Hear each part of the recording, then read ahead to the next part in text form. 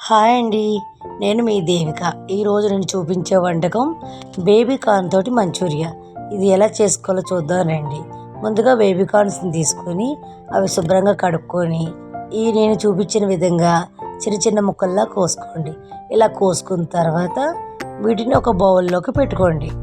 బౌల్లో పెట్టుకున్న తర్వాత మనము 2 టేబుల్ స్పూన్లు కార్న్ఫ్లోర్, 1 టేబుల్ స్పూన్ మైదా, 1 స్పూన్ వరిపిండి, అదేవిధంగా ఒక అర స్పూన్ ఏమో సాల్ట్, 1 స్పూన్ కారం, అదేవిధంగా పావు స్పూన్ ఏమో అల్లం వెల్లుల్లి పేస్టు వేసుకోవాలి. ఇలా వేసుకున్న తర్వాత బాగా మిశ్రమాన్ని కలుపుకోవాలి.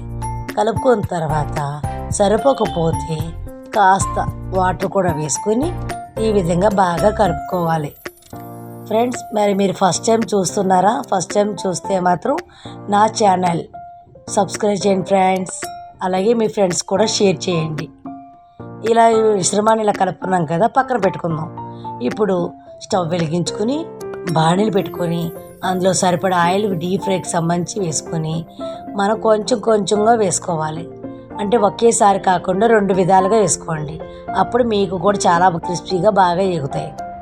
ఇలా వేగినవన్నీ ఒక బౌల్లో తీసి పక్కన పెట్టుకోండి.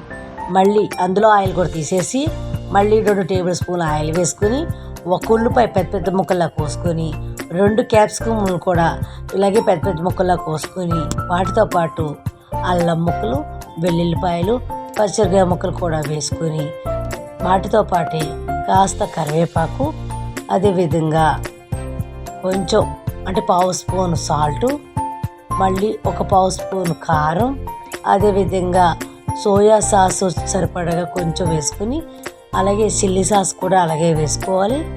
అలాగే మనం టమాటో సాస్ కూడా కొంచెం వేసుకొని బాగా గరిటెతోటి కలితిప్పాలి. ఇలా బాగా కలితిప్పిన తర్వాత అవి బాగా మగ్గిన తర్వాత 1 గ్లాస్ వాటర్ పోసుకోవాలి. నేనైతే 2 గ్లాసులు వాటర్ వేసుకున్నానండి, ఎందుకంటే మా పిల్లలు గ్రేవీ కావాలని. మీకు అవసరం లేకపోతే 1 గ్లాస్ అయితే సరిపోతుంది.